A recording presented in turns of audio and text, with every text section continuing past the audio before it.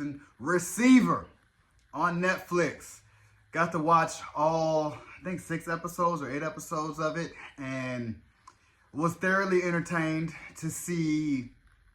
entertained and triggered, because it was sad as hell, watching my Niners really progress all through the season, really do well all through the season, seeing Deebo fight through injuries, and then having those big games like for Dallas, having big games for the Eagles, getting all the way down to the Lions, having a big game, and then losing in the Super Bowl. It is extremely triggering.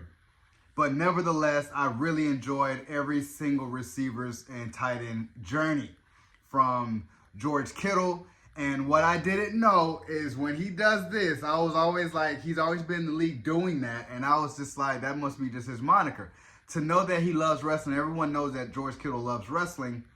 The fact that he got that from the Mexican wrestler, I can't repeat his name, but it means no fear in English. And I was like, that is so dope.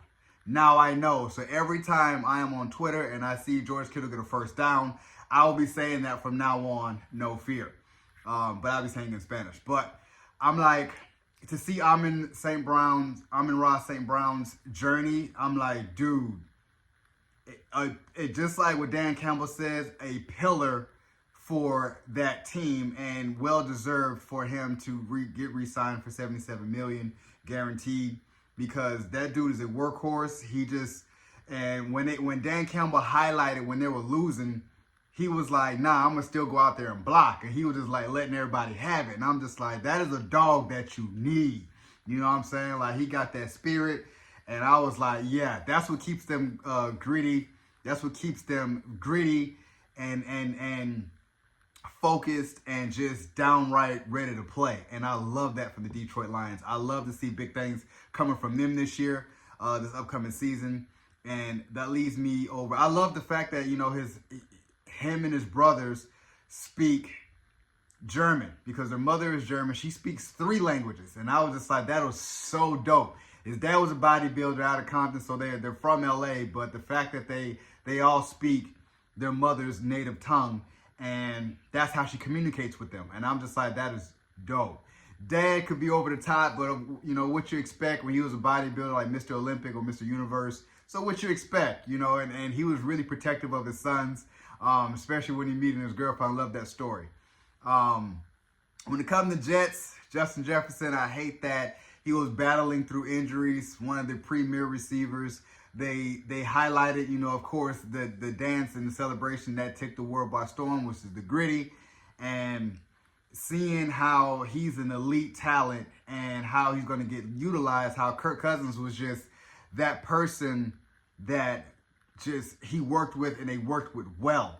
And now that Kirk Cousins is in Atlanta and he has J.J. McCarthy, I believe, it's going to be different for Jets. But I'm like, Jets is going to be Jets regardless, you know. So, and last but not least, with DevonteAdams. And I was hurting to see, to me, he is the best receiver in the league as far as route running, as far as just catching it in difficult catches.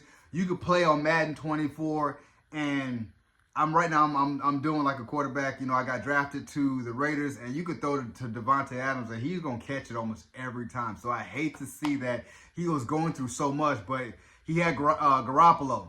Garoppolo comes from my Niners. I understand the gripe.